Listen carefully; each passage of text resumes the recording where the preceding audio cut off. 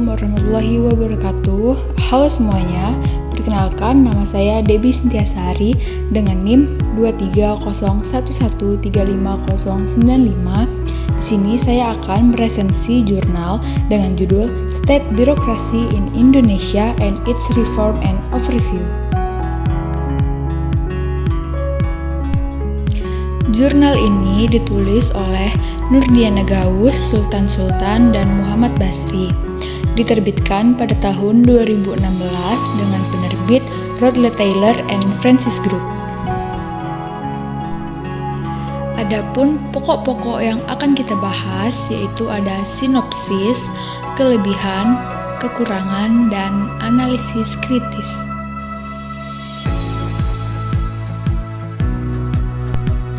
Yang pertama, sinopsis. Artikel ini memberikan gambaran mengenai birokrasi negara di Indonesia dengan fokus pada reformasi yang telah dilakukan. Artikel ini membahas transisi dari era Soeharto di mana birokrasi dipolitisasi untuk melayani elit penguasa, ke era saat ini di mana upaya-upaya dilakukan untuk mendepolitisasi birokrasi agar lebih akuntabel dan efisien. Artikel ini juga menyinggung konsep New Public Management sebagai fenomena global dan bagaimana hal tersebut diadaptasi di Indonesia berdasarkan konteks sosio-kultural dan politik negara tersebut, serta menyoroti tantangan dan kompleksitas yang ada dalam penerapan reformasi tata kelola publik di Indonesia dan menekankan perlunya menyelaraskan model reformasi internasional dengan nilai-nilai dan praktik lokal.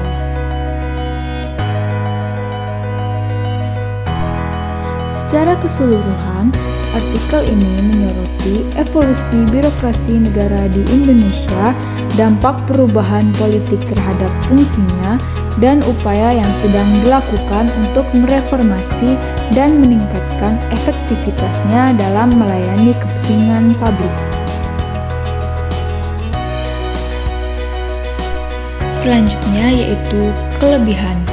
Yang pertama, kemampuan beradaptasi. Reformasi birokrasi negara di Indonesia menunjukkan kemampuan sistem beradaptasi terhadap perubahan tren global, seperti penerapan prinsip-prinsip manajemen publik baru. Yang kedua, integrasi global.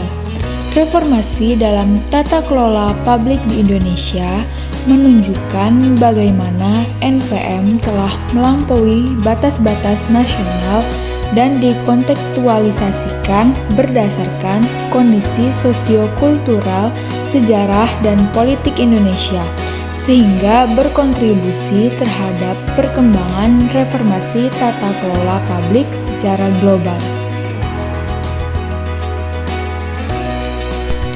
Yang ketiga, peningkatan akuntabilitas.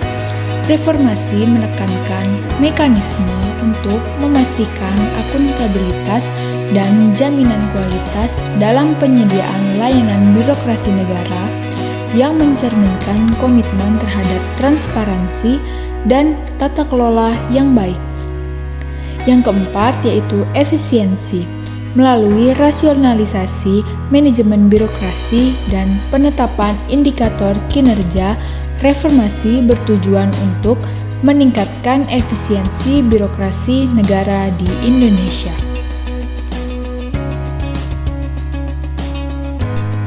Berikutnya, kekurangan. Yang pertama, kompleksitas dan kesulitan.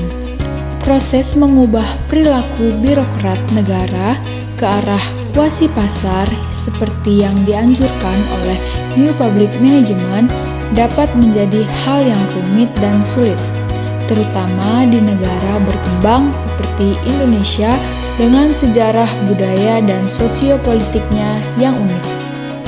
Yang kedua, perlunya panduan.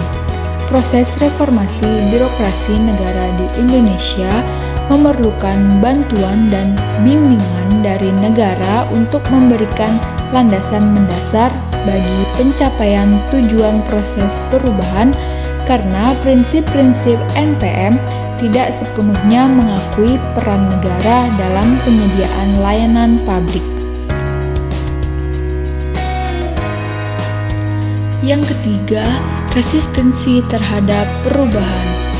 Nilai-nilai patrimonial yang ada dalam birokrasi Indonesia dan sistemnya dipandang sebagai hambatan dalam mengubah perilaku birokrasi agar sejalan dengan tujuan reformasi, yang mengindikasikan adanya potensi resistensi terhadap perubahan dalam birokrasi. Yang keempat, mode kontrol ganda. Pembentukan mekanisme kontrol seperti regulasi, evaluasi, dan budaya audit selain bertujuan untuk memastikan akuntabilitas dan jaminan kualitas, juga dapat mencerminkan penegasan kembali kekuasaan negara dan mode kontrol ganda dalam birokrasi negara Indonesia. Tantangan ini menunjukkan bahwa meskipun reformasi birokrasi negara di Indonesia bertujuan untuk meningkatkan tata kelola dan efisiensi, reformasi tersebut juga menghadapi hambatan terkait norma budaya, penolakan terhadap perubahan, dan perlunya bimbingan dan manajemen yang cermat selama proses reformasi. Yang terakhir, analisis kritis.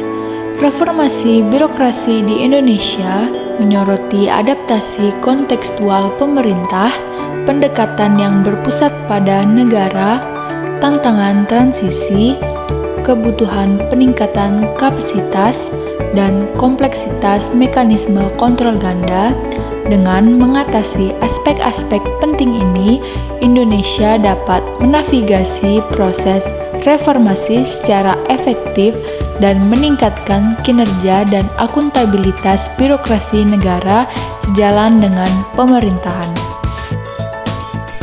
Berikut beberapa cuplikan birokrasi yang terjadi di Indonesia.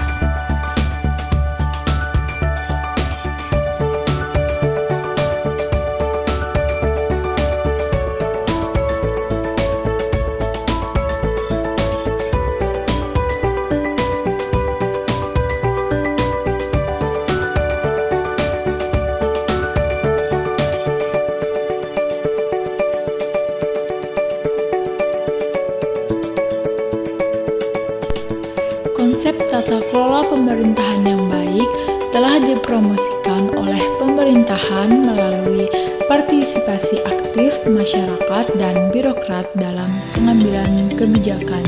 Selaras dengan prinsip-prinsip New Public Management, pengaruh manajemen publik baru terhadap administrasi publik di Indonesia sangat besar.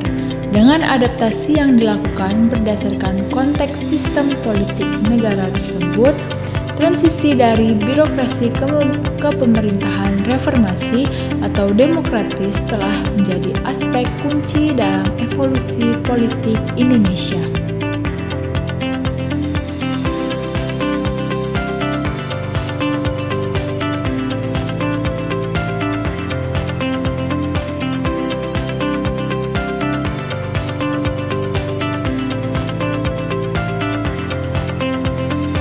Demikian yang dapat saya sampaikan. Saya akhiri. Wassalamualaikum warahmatullahi wabarakatuh.